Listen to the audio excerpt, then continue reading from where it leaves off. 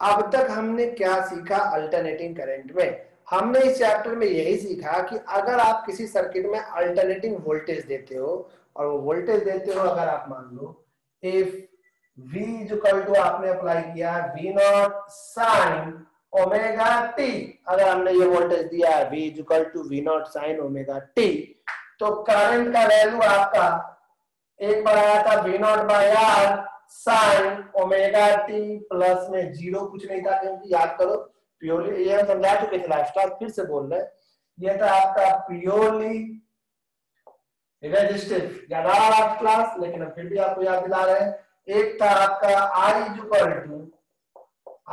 To V naught by X C sine omega T plus में pi by 2, तो आप इसको लिखते थे प्योरली कैपेसिटिव, ये कैपेसिटिव सर्किट था, याद आया कुछ। और एक था आपका I equal to V naught by X L sine omega T plus में माइनस पाई बाई 2, सजा के थोड़ा लिख दिए, प्लस माइनस तो माइनस ही हो जाएगा ना। ये था प्योरली इंडक्टिव। आपको ये भी हम बता चुके थे कि भाई यहाँ एक्ससी क्या था, याद करने की कोशिश कीजिएगा आप।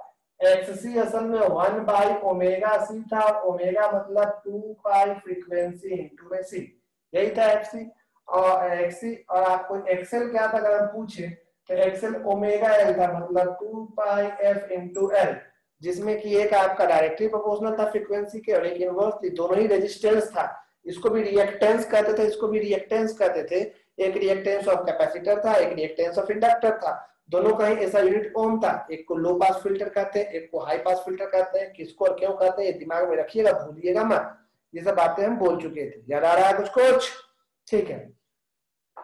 तो इन जनरल अगर हम बोला जाए कि इन जनरल क्या कहा जाए कि अगर आप कभी भी वोल्टेज की सर्किट में देते हैं V equal to V naught sine omega T, तो करंट हमेशा इस फॉर्म में आता है। V नॉट के डिवाइड में ही ना, गौर करो उस दिन भी बोले थे हम कि यहाँ पे V नॉट के डिवाइड में ही ना बदल रहा है, कुछ भी बदल रहा है तो V नॉट के डिवाइड में यहाँ कुछ रहेगा और फिर से बाकी चीजें वैसे ही रहेंगी, साइन ओमेगा टी प्लस ये ब्रैकेट का चीज बदलेगा, यहाँ पे कुछ होगा, कभी ये जीरो, कभी ये प्लस पाई बाई 2, कभी ये माइनस पाई बाई 2, यही बातें होंगी। तो हम ये समझा रहे थे या समझ चुके हैं आप कि यहाँ पे हमेशा रेजिस्टेंस ही रहता है। गौर कर रहे हैं कि रेजिस्टर है तो रेजिस्टर रेजिस्टेंस, कैपेसिटर है तो कैपेसिटर रेजिस्टेंस, इंडक्टर है तो इंडक्टर का रेजिस्टेंस, उस रेजिस्टेंस को यहाँ रखना है। यानी यहाँ कुछ भी रहेगा, कोई भी सर्किट में रेजिस्टेंस रहेगा, इस सबका अलग अलग कोई कॉमन नाम हम लोग जेड देते हैं, जेड। रेजिस्टेंस को एक सिंबल हम लोग क्या दे रहे हैं, जेड। आर तो लिख नहीं सकते क्योंकि आर तो रजिस्टर रेजिस्टेंस है, एक्सी एक्सएल किसी और का रेजिस्टेंस है, तो एक कॉमन नाम दे दिए। जैसे आप सबका नाम अलग अलग है लेकिन आप सबको स्टूडेंट बोल दिए, वैसे जो भी रेजिस्टेंस उसको जेड कह दिए, जेड। और यहाँ पे जेड जो होता है वो उस सर्किट का नेट रेजिस्टेंस होगा, और इसको आज के बाद हम लोग कहेंगे इम्पीडेंस। इम्पीडेंस तो इम्पीडेंस किसी भी सर्किट का नेट रेजिस्टेंस होता है ऐसी सर्किट का। यहाँ पे वो एंगल होता है जो एंगल बताता है कि करंट कितना एंगल से आगे चल रहा है या कितना से पीछे चल रहा है। इसको हम लोग आज के बाद कहेंगे phase factor, phi. Phi is called what, phase factor. ये आप लिख चुके होंगे तो भाई लिखने की जरूरत नहीं पड़ेगा आपको, फेज फैक्टर। इसमें कुछ बातों को ध्यान रखना है। अगर आपका फाई इक्वल टू जीरो है, फाई अगर जीरो है तो current and EMF both are in phase. In phase मतलब दोनों साथ साथ है, जैसे रेजिस्टिव में अगर फाई का वैल्यू ग्रेटर देन जीरो है, यानी पॉजिटिव है, फाई का वैल्यू पॉजिटिव है, तो याद रखिएगा करंट इसमें लीड करेगा ईएमएफ को, करंट लीड्स ईएमएफ। और अगर मान लो आपका फाई का वैल्यू नेगेटिव है तो याद रखिएगा वोल्टेज लीड्स करंट या current lags behind EMF, current lags behind EMF. तो याद रखिएगा करंट का पीछे आगे चलना डिपेंड करता है फेज एंगल पे। तो अगर आपको फेज एंगल पता है कि फेज एंगल कितना है, अगर फेज एंगल पॉजिटिव है तो करंट लीड करेगा, नेगेटिव है तो करंट पीछे चलेगा। तो आज का टॉपिक की शुरुआत करते हैं। हेडिंग डालिएगा impedance and phase factor. Heading है इम्पीडेंस एंड फेज फैक्टर, लिखे कॉपी में इम्पीडेंस एंड फेज फैक्टर। तो उसके नीचे पहला डेफिनेशन आ रहा है, the net resistance of N AC circuit is called impedance. The net resistance of N AC circuit is called impedance. The net resistance of an AC circuit is called impedance. The net resistance of an AC circuit is called what? Impedance. हो गया? Paragraph change कर लीजिए, star mark लिखिएगा और उसको भी लिख सकते हैं, it is denoted by Z. It is denoted by Z. It is denoted by Z. कोई आपसे पूछेगा प्योरली रेजिस्टिव में इम्पीडेंस का वैल्यू कितना होता है, तो प्योरली रेजिस्टिव में Z का वैल्यू इक्वल टू R होता है, प्योरली कैपेसिटिव में Z का इक्वल टू वैल्यू XC होता है, प्योरली इंडक्टिव में Z इक्वल टू XL होता है। ठीक है, ऐसा यूनिट तो होगा ही। नीचे स्टार मार करके लिखिएगा, the angle by which current leads और lags behind the EMF, the angle by which current leads or lags behind the EMF, the angle by which current leads or lags behind the EMF is called phase factor. It's called phase factor.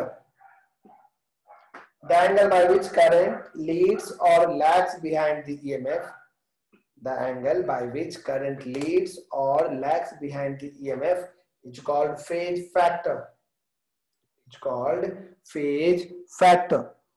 It is denoted by phi, तो आप जान ही गए हैं। अगर ये phi positive है तो क्या होगा, करंट लीड्स EMF, और नेगेटिव है तो करंट लैग बिहाइंड EMF। तो इसका हम फोटो भेज देते हैं, अगर आप लिखे हैं तो भी ठीक है, नहीं लिखे हैं तो भी आप लिख लीजिए नीचे में। तो आपके डेफिनेशन के नीचे ये पूरी बातें आनी चाहिए।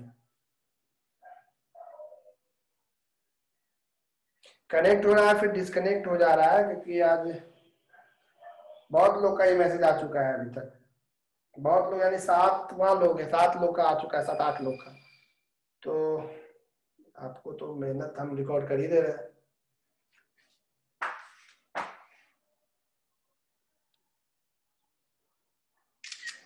तो क्या हम इसका फोटो भी ले लिए और फोटो आपको हम भेज भी दे रहे हैं।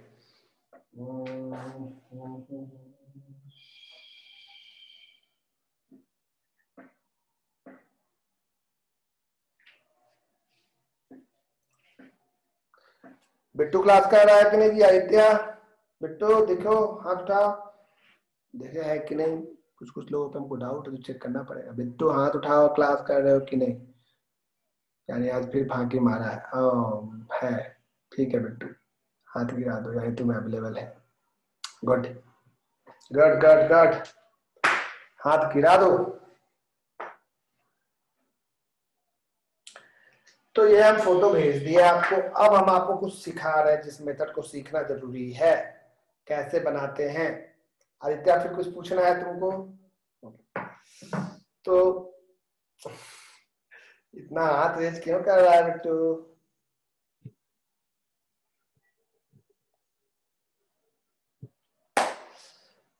हो गया कंप्लीट, बात करें आगे। आप इतनी बातों को समझ चुके हैं तो लिखोगे heading vector method for finding current in an AC circuit. अगला टॉपिक का हेडिंग है जो कि सब कुछ जरूरी है आगे आने वाले न्यूमेरिकल्स के लिए। Vector method for finding current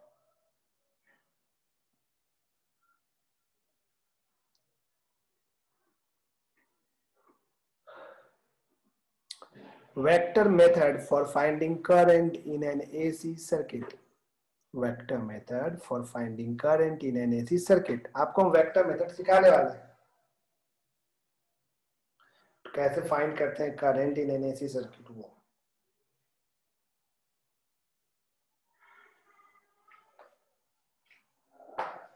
इसको हम मिटा रहे हैं। आप ये समझ चुके हैं कि कैसे हम करंट दिखाएंगे और क्या करेंगे।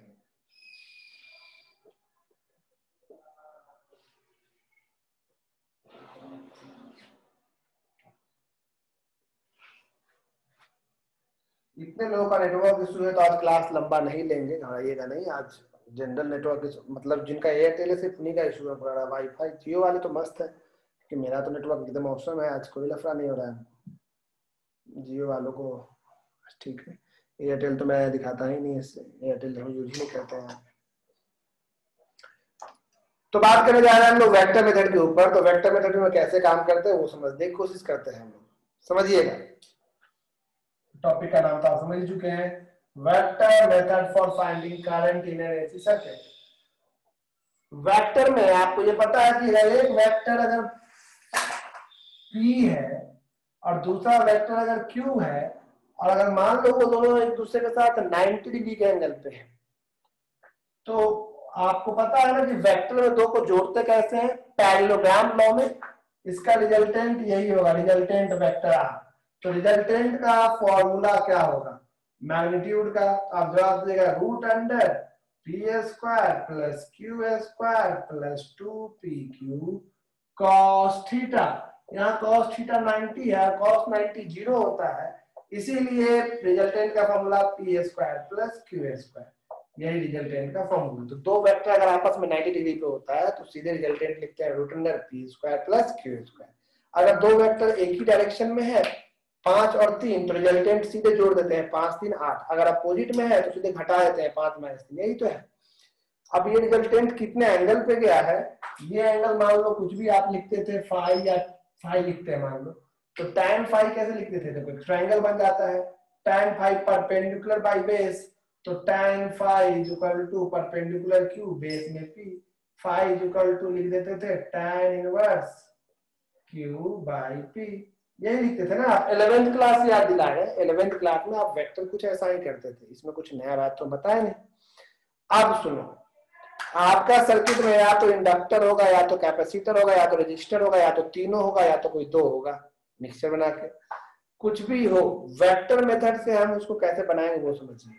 हर बार क्या होगा, हर बार आपका सर्किट में, ये तो पहले की बातें हम कर दिए, वोल्टेज दिया रहेगा V0 sin ओमेगा t, और हर बार आपको करंट लिखना होगा V0 बाय यहाँ पे एक Z का वैल्यू पता करना होगा, sin ओमेगा t प्लस में यहाँ पे फाई का वैल्यू पता करना होगा। यही दो चीज हमको निकालना होगा, बाकी सब चीज तो कॉमन है।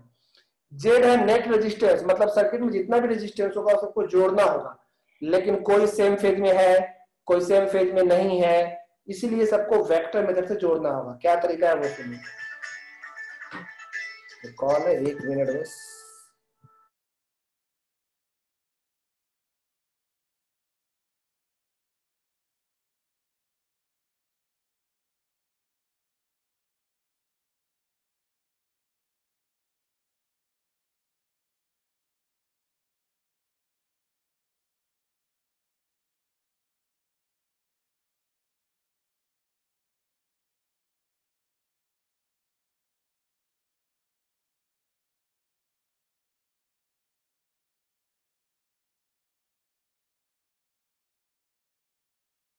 ठीक है, बाय बाय। मकान तो बदल गया मेरा, लेकिन मेरे सारे सर्टिफिकेट्स पुराने चीज या पुराने जो भी है वो पुराने मकान में आते हैं। मकान मालिक कितने अच्छे हैं, देखो फोन करके हमको बताते हैं कि आपका ये आ चुका है, आप आके ले लीजिएगा। मेरा सारा पता वही, कितने अच्छे अच्छे हैं मकान मालिक। सही में मेरे पिछले मकान मालिक तो वाह बहुत ही अच्छे, मतलब हम इतने साल रेंट में रहे लेकिन हमको कभी भी फील नहीं हुआ कि हम रेंटर हैं। आप भी अगर मकान मालिक हैं तो अपने रेंटर से ठीक तरह से व्यवहार करें, बशर्ते कि रेंटर भी ढंग का होना चाहिए।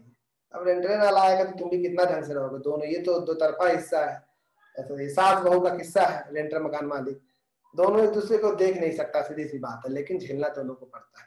तो कोशिश कर, लेकिन हमारे केस में तो बहुत अच्छे मकान मालिक थे। आहा, भगवान वैसा मकान मालिक सबको दे, मतलब सबका अपना घर हो, जब वो रेंट पे रहे तब की बात है, ऐसा गलत सेंस में मत ले।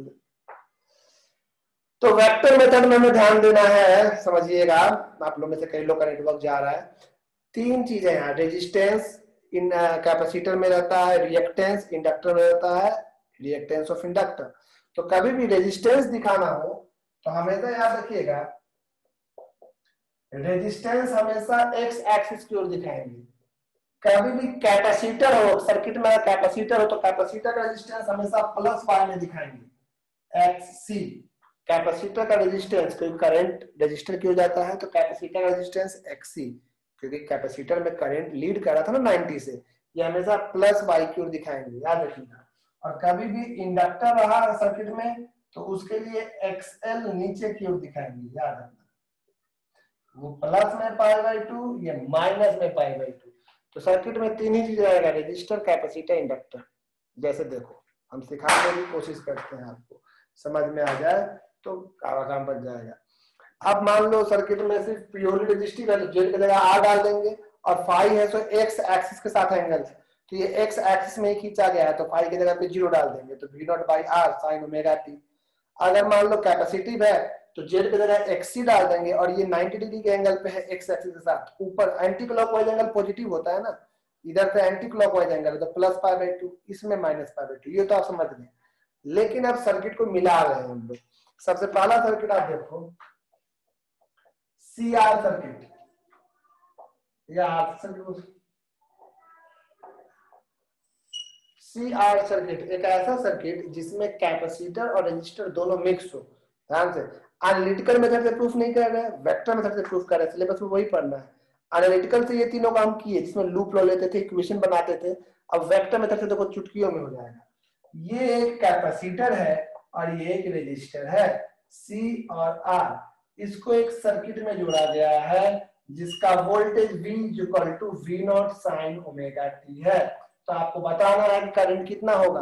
तो अगर एनालिटिकल से बनाना होगा तो हम इसमें लूप लो लगाते जैसे लगा रहे हैं तो लंबा हो जाएगा। अब वेक्टर से बनाना है तो आप बोलिएगा कि जब वोल्टेज इतना है देन ऑब्वियसली बात है करंट आपका होगा V not by Z sign omega T plus five. आप ऐसे बोलिएगा उसको। तो आपको किसका वैल्यू उसको बताना है, बताओ, जेड का और फाइव का। तो आप बताइए कि यहाँ दो रेजिस्टेंस है, एक कैपेसिटर रेजिस्टेंस, एक रजिस्टर रेजिस्टेंस। तो रजिस्टर रेजिस्टेंस किधर बनाते हैं, ये देखो ये रजिस्टर रेजिस्टेंस आर। बताना रजिस्टर का रेजिस्टेंस एक्स एक्सिस को दिखाना है, समझ में आ जाएगा, जुड़े रहिएगा। कैपेसिटर रेजिस्टेंस को हम लोग एक्सिस दिखाते हैं, ये वाई की हो जाएगा, पॉजिटिव वाई, ये हो गया एक्स। तो इन दो रेजिस्टेंस को जोड़ना है। खुशी हम दोबारा बता रहे हैं, खुशी फिर से सुन लो। खुशी शायद इसलिए हाथ रेज की हो क्योंकि हमको दोबारा बताना होगा।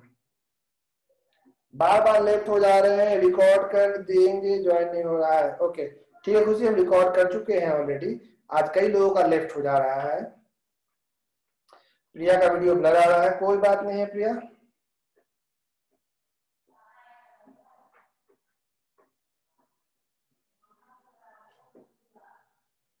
ओके आप सबका मैसेज हम देख लिए हैं, बार बार लेफ्ट हो जा रहा है, वीडियो ब्लर आ रहा है। कोशिश करते हैं आपको हम फोटोज भेज देंगे, लेकिन ये मेथड सीख लीजिएगा। आज ही के आज ये वीडियो रिकॉर्ड डालेंगे हम, तो कष्ट हो जाएगा आपको, बहुत कष्ट। प्लीज इसको समझिएगा। तो दो वेक्टर समझ लीजिए इन लोगों को। तो नेट रेजिस्टेंस, एक रेजिस्टेंस ये एक ये, तो दोनों को जोड़ना है। दोनों का फेज डिफरेंस अलग अलग है। नेट रेजिस्टेंस हो जाएगा Z, here Z is equal to कितना हो जाएगा, root under R square plus X C का होल स्क्वायर। देखा, ये हुआ जेड। आर स्क्वायर प्लस बताया था ना, P square plus Q square vector में। तो जेड की जगह ये वैल्यू, और ये एंगल एक साथ ही साथ ये हो गया फेज एंगल फाइव। ये एंटी क्लॉकवाइज बन रहा है। tan फाइव कितना होगा भाई, tan five perpendicular by base. Perpendicular में है एक्स सी, बेस में है आर। ठीक है, तो फाइव इक्वल टू क्या हो गया, tan inverse X C by R. ये पॉजिटिव में आया, इसका मतलब current leads EMF by phase angle this. कौन लीड करेगा बताओ, करंट। तो कितना आसानी से बना दिए भाई, वोल्टेज पता था, करंट यही होगा, ये फिक्स था। हमें सिर्फ और सिर्फ जेड का और फाई का वैल्यू चाहिए था। जेड मतलब नेट रेजिस्टेंस, यहाँ दो रेजिस्टेंस है, कैपेसिटर एक रजिस्टर। रजिस्टर का रेजिस्टेंस हमेशा एक्स एक्सिस पे बनाना है, कैपेसिटर रेजिस्टेंस को हमेशा प्लस वाई बनाना है। इसीलिए ये दोनों का नेट रेजिस्टेंस को जेड कहेंगे। इंपिडेंस इतना हुआ R square plus X C square. तो ये कौन सर्किट हुआ, सी आर सर्किट। तो आप लोग कॉपी कर ले, हम वैसे इसका फोटो भेज रहे हैं आपको। अभी ये करके सारा सर्किट देखेंगे। सर्किट नंबर 4 था, एनालिटिकल से नहीं पढ़ना है, ध्यान रखिएगा। आपको यही आपके लिए बहुत बड़ी फायदा की बात है कि आपको एनालिटिकल से पढ़ना ही नहीं। और एंटी क्लॉकवाइज एंगल था, ये पॉजिटिव था। देख लीजिए कहीं कोई दिक्कत।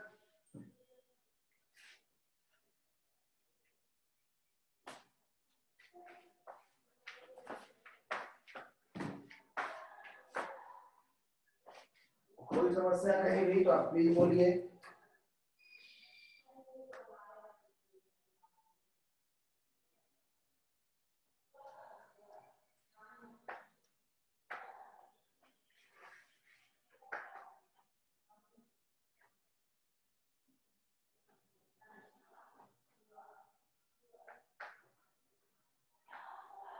ओके, तो अब आगे हम बताने जा रहे हैं। आप देख चुके हैं, आपका कोई भी मैसेज नहीं आया है। गौरव ने कुछ पूछा है।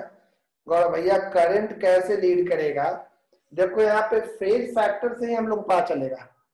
तो करंट अगर फेज फैक्टर पॉजिटिव, तो हम पहले ही बताया वेक्टर मेथड से ट्रिक सिखा रहे हैं आपको। तो जब भी फेज फैक्टर पॉजिटिव आता है तो आपका करंट लीड करता है उतना ही फेज एंगल से। जैसे कि प्योरली कैपेसिटी में करंट लीड कर रहा था, वहां पे साफ साफ इक्वेशन आया था, उसी से हम लोग जनरलाइज फॉर्म में इसको डिफाइन कर लिए। तो यहाँ पे फेज फैक्टर जब भी प्लस में आएगा तो करंट लीड करेगा। लीड करेगा मतलब उसका फेज एंगल उससे ज्यादा होगा। जिस समय ये मैक्सिमम, उससे वो उतना एंगल आगे रहेगा। ऑसिलेशन का टाइमिंग सबका अलग रहेगा, सेम नहीं रहेगा, ये कहने का मतलब। आवाज बंद आना बंद हो गया था, कोई बात नहीं है, बता देते हैं दोबारा। श्रुति भैया करंट कैसे लीड करेगा, ये तो सवाल एंटी क्लॉकवाइज पॉजिटिव नहीं समझ आया भैया। अच्छा देखो ये ऐसा है, कभी भी गौरव कोई भी एंगल तुम ऐसे लेते हो ना, हमेशा एक एक्सिस एंगल लेते हो, तो एंटी क्लॉकवाइज एंगल पॉजिटिव होता है। लेकिन कभी भी किसी भी डायग्राम में अगर एंगल इधर है, मान लो इधर एंगल ले रहे हो, तो ये क्लॉकवाइज होगी, क्लॉक घड़ी की दिशा में, तो ये एंगल नेगेटिव होता है। एंटी क्लॉकवाइज एंगल पॉजिटिव और क्लॉकवाइज एंगल नेगेटिव होता है, ये ध्यान रखें। ठीक है, उससे हम लोग बात की है।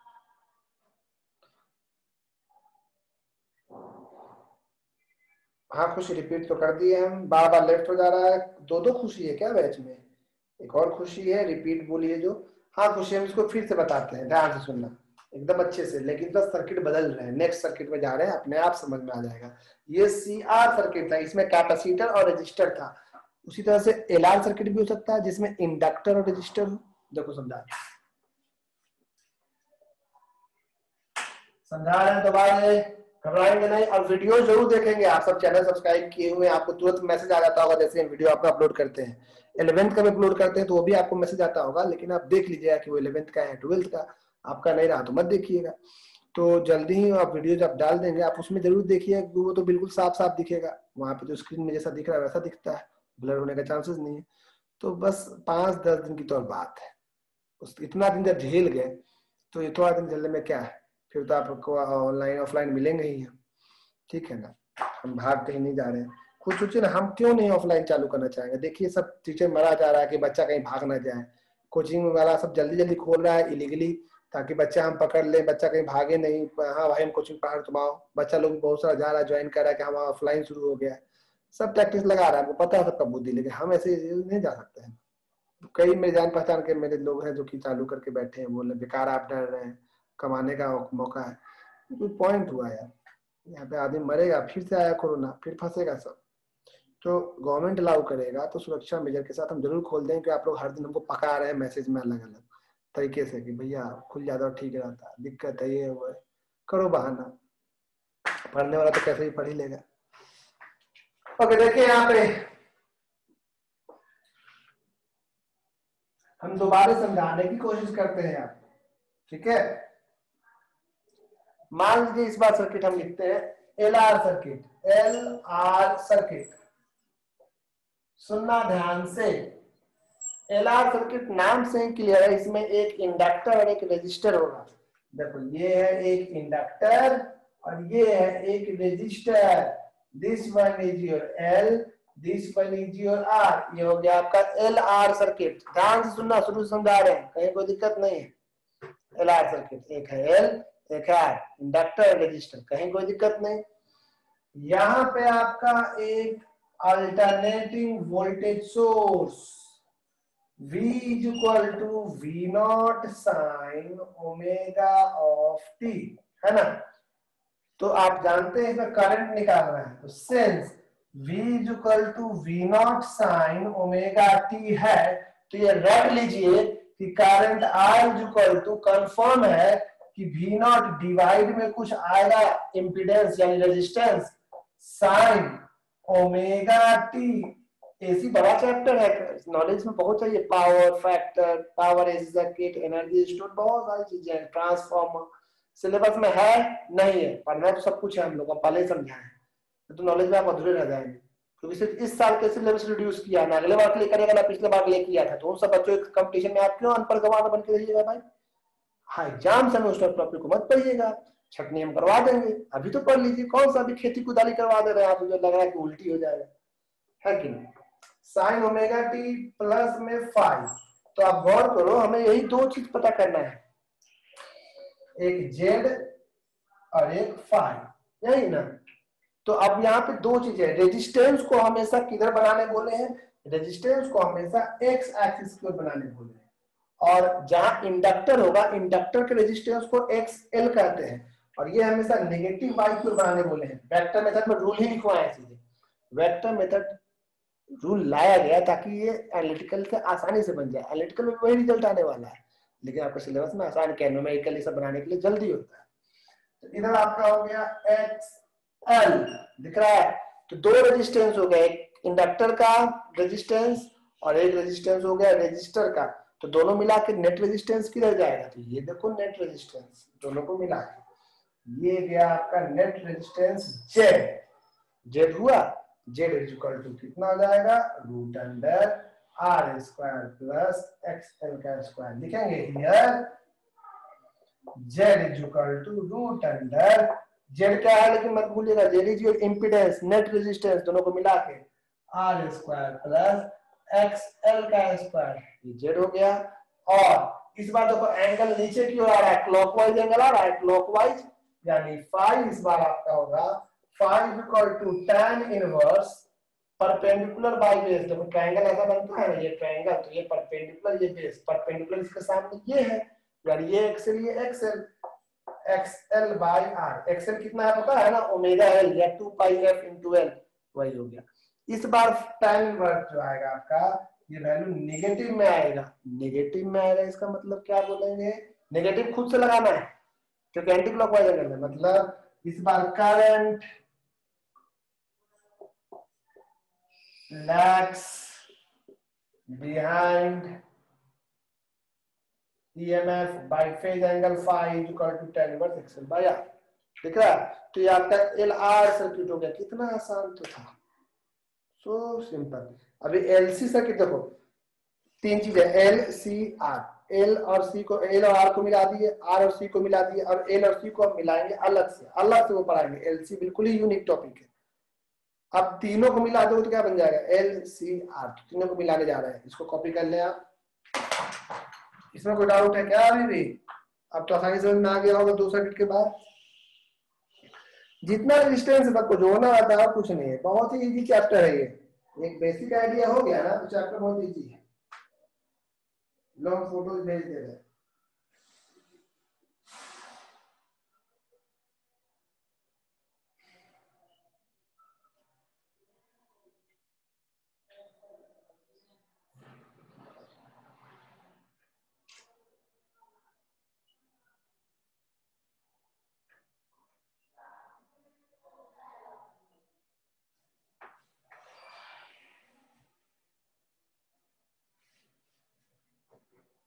गया ये मीटिंग है। डिम्पल कुमारी ने कुछ पूछा है, डिम्पल व्हाट्सएप पे बोलेंगे आप।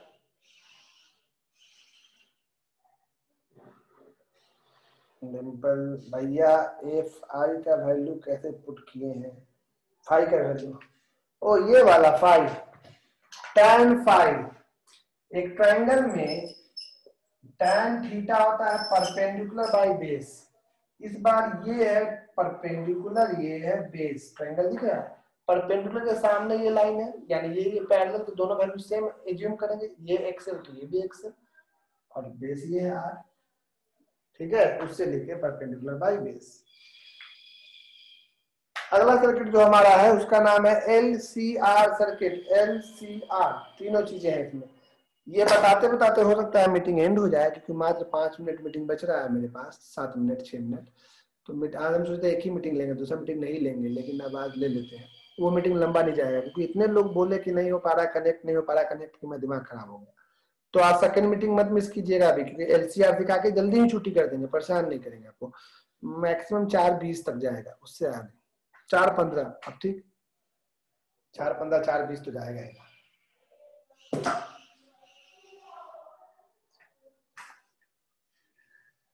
एलआर सर्किट के बाद आपका जो इंपॉर्टेंट सर्किट आ रहा है उसका नाम है एलसीआर सर्किट। बड़ा ही इंपॉर्टेंट कॉन्सेप्चुअल सर्किट है, इसमें बहुत छोटे मोटे ऑब्जेक्टिव बनेंगे, काफी कुछ होगा इसमें, तीनों चीजें आने वाली हैं।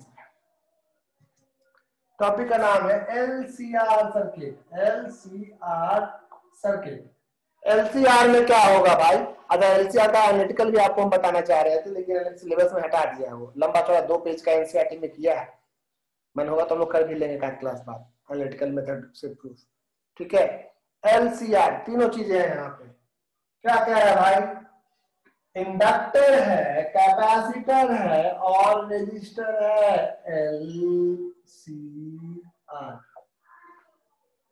और ये रहा आपका alternating source, V is equal to V naught sin omega t। लिख रहा है V is equal to V naught sin omega t। इस बार 3 रेजिस्टेंस है, 3 को जोड़ना है, अभी तक सिर्फ 2 को जोड़ना था, 3 को जोड़ना है। लेट आपका क्या दिया हुआ है? V is equal to V naught sin omega t। अगर ये है तो उस हिसाब से देन करंट कितना आ जाएगा भाई? I is equal to V naught by Z sin omega t plus 5। देख रहे हैं कितना आसान है। ये लाइन में तो सबको अब याद हो गया होगा कि अगर वोल्टेज इस फॉर्म में है तो करंट इसी फॉर्म में होगा। अब यहाँ पे समझने वाली बात ये कि 3 रेजिस्टेंस है तो Z और फाई को निकालना होगा। इक्वेशन नंबर इसका नाम दे देते हैं 1। 3 रेजिस्टेंस को हम लोग देखते हैं। रेजिस्टर को हमेशा एक्स एक्सिस की ओर दिखा, कैपेसिटर रेजिस्टेंस को हमेशा ऊपर की ओर दिखा और इंडक्टर रेजिस्टेंस को नीचे की ओर एक्स। यही है ना, यहाँ 3 है, एक्सी भी है, एक्सएल भी है और एक्सआर भी है। यहाँ तीनों आपको दिख रहा है।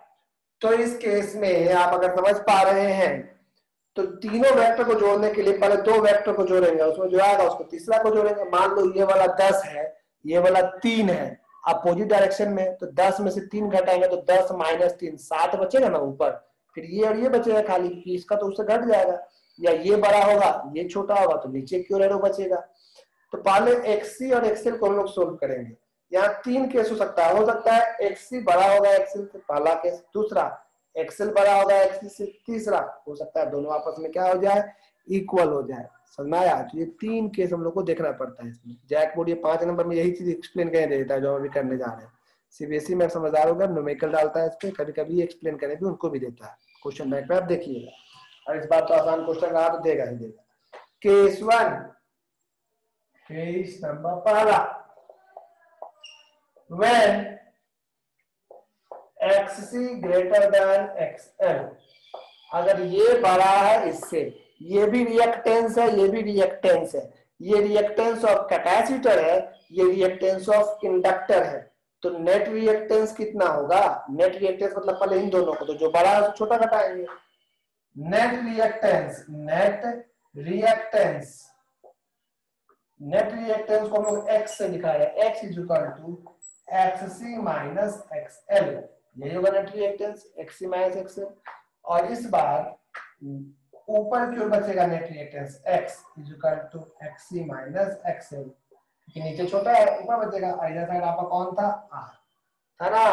तो ये वाला आपका एंगल जाएगा ऐसे, नेट इंपीडेंस Z, और ये एंगल होगा आपका फाई जो कि क्लॉकवाइज है। तो जवाब होगा कि इस बार Z इज इक्वल टू हो जाएगा root under R square plus x का स्क्वायर, जहां x क्या है? XC माइनस XL, और phi is equal to plus में tan inverse x by R। दिखा? यानी इस केस में करंट लीड करेगा EMF को। केस 1 में कोई दिक्कत नहीं है। केस 2 और केस 3 की बात करेंगे।